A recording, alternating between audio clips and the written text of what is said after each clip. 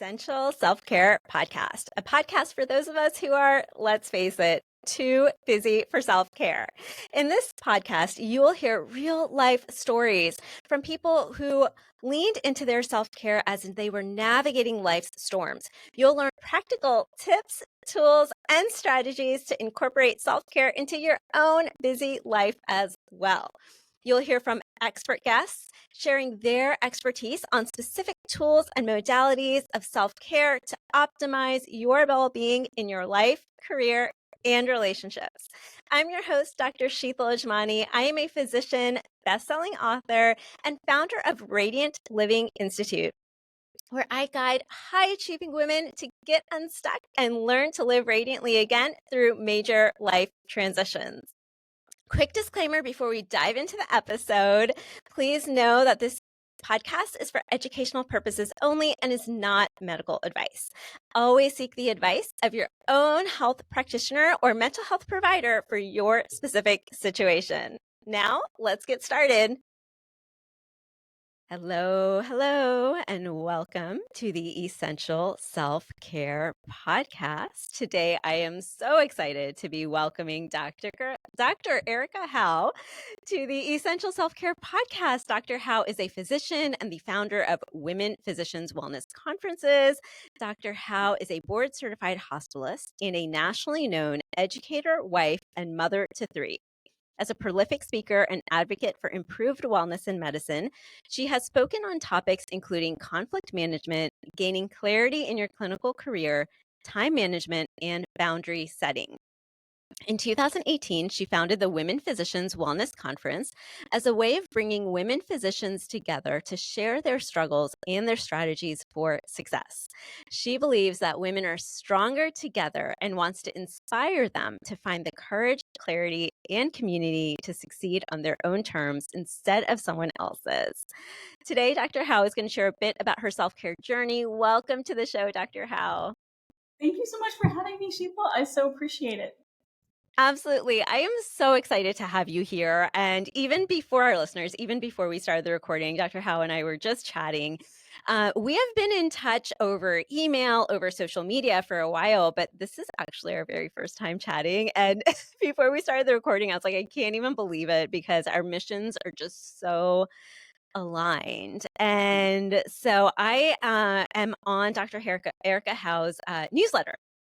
And so you had sent an email, actually, literally just earlier this week, as of the time of the recording, sharing a story, a personal story. And this was a personal story that actually led, a series of circumstances that actually led to you creating the Women Physician Wellness Conferences. And I read this story and I was just like, that was me. Right? Like that was me at one point. That was many of the clients I've worked with, many of my physician colleagues and friends. It's just so relatable. And I just immediately sent you an email. I was like, Erica, I love this. Would you be willing to come on the show and share your journey with us? So I am so appreciative that you are here. So can you tell us about a time in your life, perhaps that same time that you shared a bit about in your email, but a time in your life where self-care became no longer an option for you, but an absolute priority. And more specifically, like what did that journey look like for you? Sheeta, actually, yes, I'm going to share the exact same story because that was really the turning point for me in so many different ways. But it relates back to, and I can't tell you the exact date or year, but it was a number of years ago. And I was an academic hospitalist full time, seeing patients, rounding in the hospital, teaching. I was teaching a faculty development course on the side for our institution, doing all the things that you would imagine an academic hospitalist to do. And I had 3 young kids. I had 2 toddlers and a baby. We had 3 kids in 5 years. My husband's a physician, so we're a dual physician household. So there are a lot of challenges, as many of your listeners will know, that go along with that. And, through the years and becoming a doctor, I had really gotten it into my mind that the way a doctor needed to look and act. And that was really just cool, calm, confident, collected all the time. You've got it together, right? And, while I may have had it together somewhat before you threw 3 kids into the mix, boy, you throw 2 toddlers and an infant in, and it's out the window, right?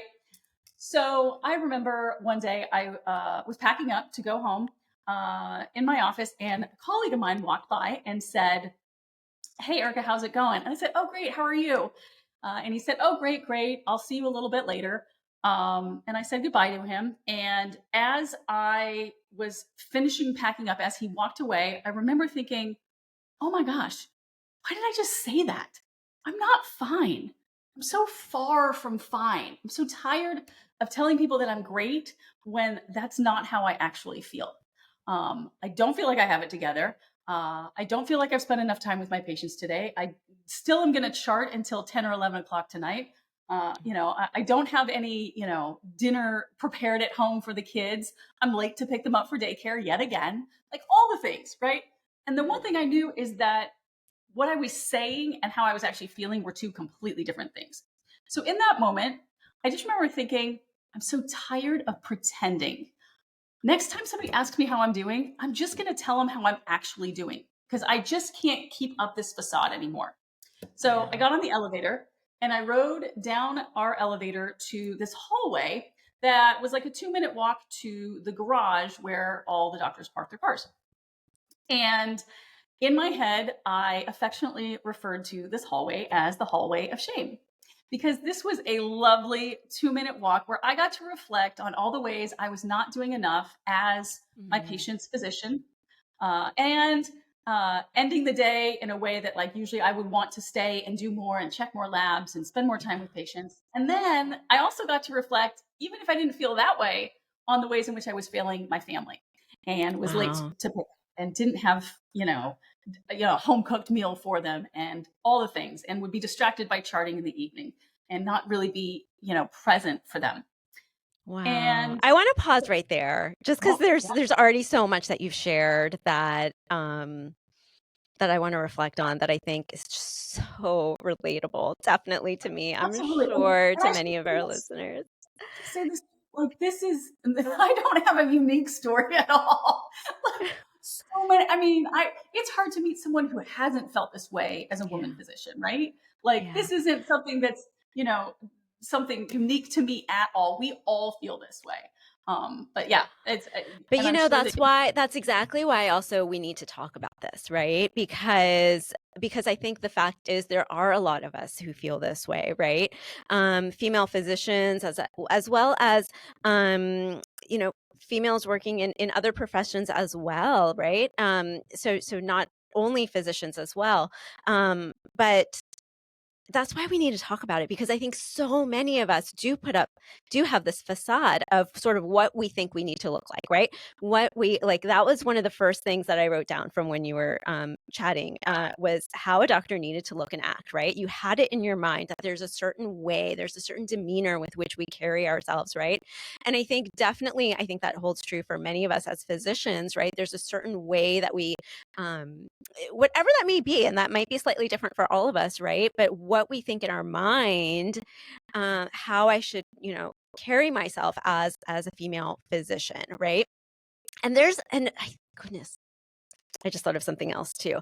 Not only like as a physician in general, male or female. And then I think as a female physician, there's other components to that as well, right? absolutely. Because so often I can definitely relate to myself of having gone into patient rooms and not being taken seriously, not being identified as a doctor by the patients because they assume I must serve another role within the healthcare um, system other than physician because I am female, right? So there's even more, even other reasons such as that kind of put it in our minds of there's a certain way I need to show up as a physician, specifically as a female physician. And I work also in my coaching with a lot of females in other leadership positions and executives in the corporate world as well, so in other industries as well. And I know that many, I hear that similar sentiment from many of them as well.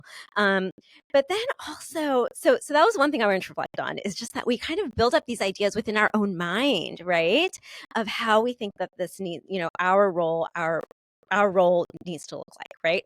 Both professionally and, as you mentioned, also personally, right? Like in family, like all those self judgments that you mentioned in that hallway of Yeah. shame. And I think many people can relate to having something, whether it's a hallway or whether it's their car ride home or car ride into work, right? Something that they can relate to that kind of equates to their version of that sort of hallway of shame of kind of like, or, that time when you're laying in bed right before falling asleep, right? Where you're just going through the day and just all of those self-criticisms and self-judgments and thinking about all of the ways that we quote unquote lacked during the day or didn't perform as well as we would have liked to, right? Instead of celebrating like how much we're really handling and juggling and managing throughout the day and what did go right, but I think so many people can relate to that. So I definitely wanted to bring up those um emphasize those points that you made, as well as that of goodness, how often do we say when someone says, "How are you?" "Oh, great, fine." Keep moving, right? Absolutely. And I mean, I think some of that is, the facade and just our habit in, as an American culture. But it really does get back to, and some of it, we can't ignore the fact that it's almost required Yeah. that we appear together and calm and cool and collected, because we've fought such an uphill battle to get into this profession, right? This is a male Yeah. dominated profession, and we are changing that. And I appreciate that. But we don't have, we have less than 10% of our deans and our C suites full with women physicians. So it really kind of begs the question, like, are we required to put on a facade like this in order to rise up the ranks?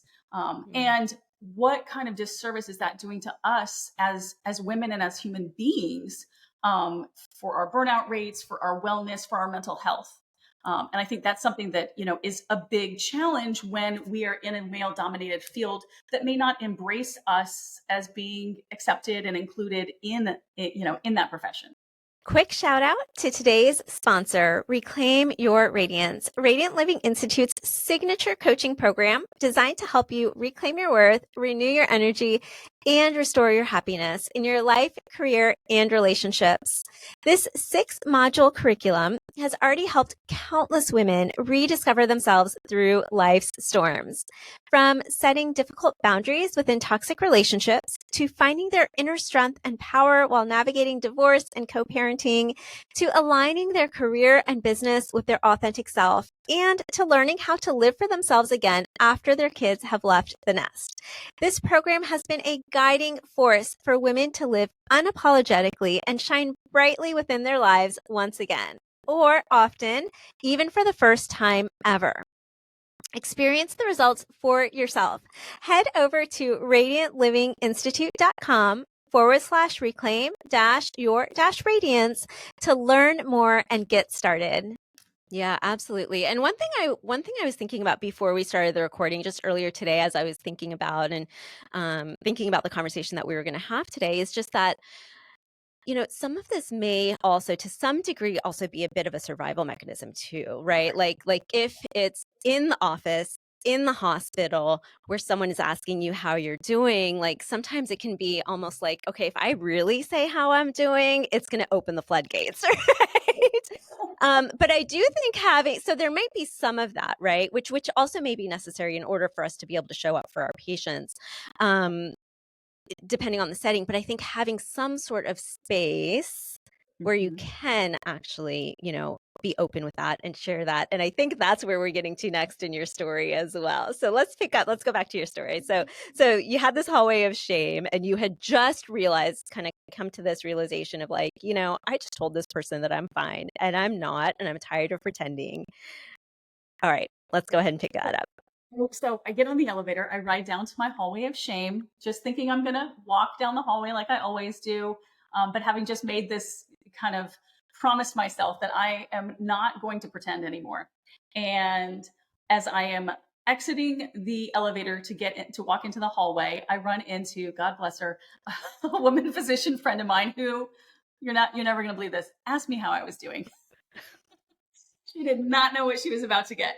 Um, but in that moment, of course, I unloaded and just Yeah. you know what? I'm not okay. I don't know what I'm going to do to feed my kids tonight. I am late again, and I'm going to be charting as soon as I get home. And, all the things, just kind of the, The universe was just like, "All right, Erica, you said you're ready to stop pretending, and the next time someone asks how you are, and bam, there you exactly, go." here's your opportunity. Yeah. And in that moment, this sweet friend of mine, who I didn't see regularly, she wasn't in my department, she was an anesthesiologist. So we rarely ran into each other, but she listened and she quietly turned to me as we were walking and she said two life changing words to me. She said, "Me too." And it has taken me many years to tell you those two words without tearing up because it just opened an entirely new world for me. I honestly thought I was the only one that did not have this figured out. Everyone else, well, they looked cool and calm and collected. So, of course, they're fine. And it's just me. I'm the only person who hasn't figured this out. So, that was the first step in really a powerful transformation for me. But then she did something else that was additionally powerful. She listened, and we walked for that minute and 37 seconds to our cars. And then, as I was driving out of the parking garage, she texted me. And now, this was back in the day. She said, "Have you heard of this thing called Instacart? They deliver the food to your door." Now, I know everybody knows Instacart now, but this was back in the day. And I was like, what? There's a delivery service for the groceries? This is mind blowing to me because like dinner was just an uphill battle every single night. Working with toddlers, so they're picky and they're hungry and they're hangry and all the things.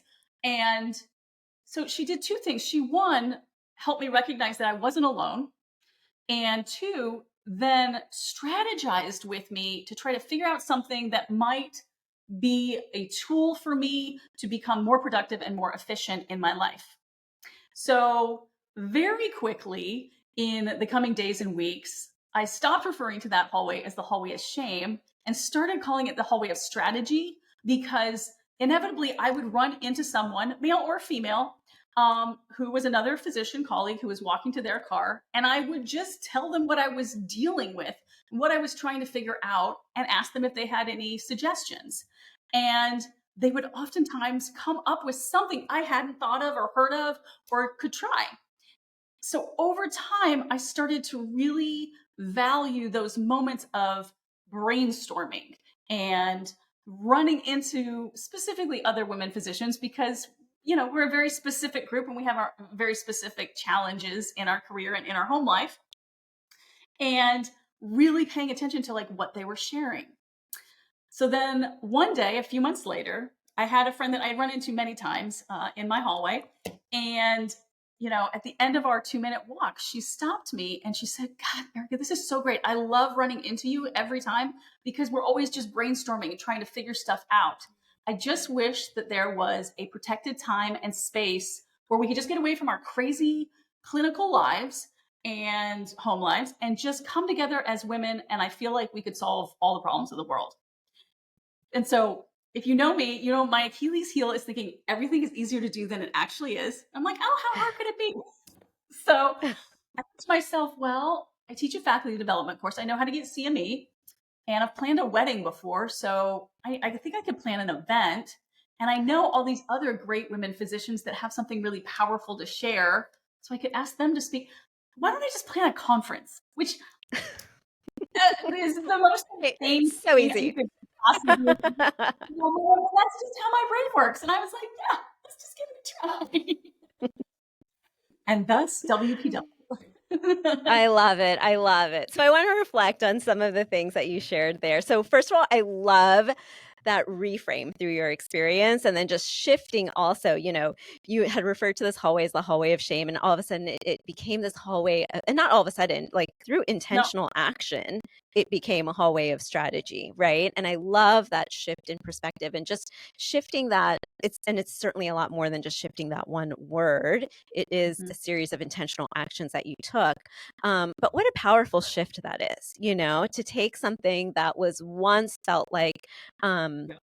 almost a drain, right? To as you're leaving the hospital, just such a drain to think about all of those things that are still yet to do or that you feel like you didn't accomplish. And then you're going to the next place, home, where are feeling Right. that same way in a whole different scenario, in a whole different situation and part of your life, right? To then all of a sudden becoming this really empowering place of connection, of brainstorming and strategizing with others, solutions to, in many ways, shared problems, quote unquote problems, right? Or shared challenges, right? And then also through that response, I think that's really helpful. And I wanted to kind of point out some of those things that helped you in that response and realizing that it may be different for everyone in terms of what they need. But just I want to point that out for those listeners who, one, either may be experiencing something similar, or those who know people in their life who are experiencing something similar and seeking ways to support them, right? And again, it may be something different for everyone in terms of what they need, but for you, kind of pulling out some of the things that you found in that first colleague who you spoke to, one, it was very validating, to speak to her, to realize that you were not alone. So it allowed some validation. It allowed for connection, eliminating that sort of isolating feeling. And then also together brainstorming strategies and solutions, which really happen in that shared space, right? Because we can only get so far trying to think things through on our own. But when we come together, which is something that I had mentioned in the intro, one of your beliefs that women are stronger together. When we come together, we're able to come up with so many more ideas and solutions and learn from each other in ways that it's just not possible to do completely on your own. And honestly, it took me being willing to be vulnerable, and that was very risky, because again, I really did. I cannot emphasize enough, I thought everybody else had figured it out and there was some secret I didn't know. Right. And to be willing to be vulnerable, first with Andrea and then with others in that hallway, that's what really helped me sort of open my mind to new brainstorming and new connections. I mean, there were people that I ran into in that hallway that I was like, I don't know if I should say anything. Like, maybe Yeah. today I just skip it. And then I remember the promise I made to myself. I was like, no, you're gonna try this, and it might not work. Like today might be one of those days. Like, how do you not have it together? Yeah. Someone says something that's like, what are you talking about? And I just had to risk it.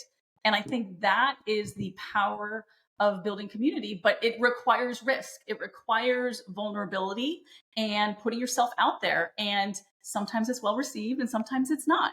And you got to take the good and the bad at the same time. But Absolutely.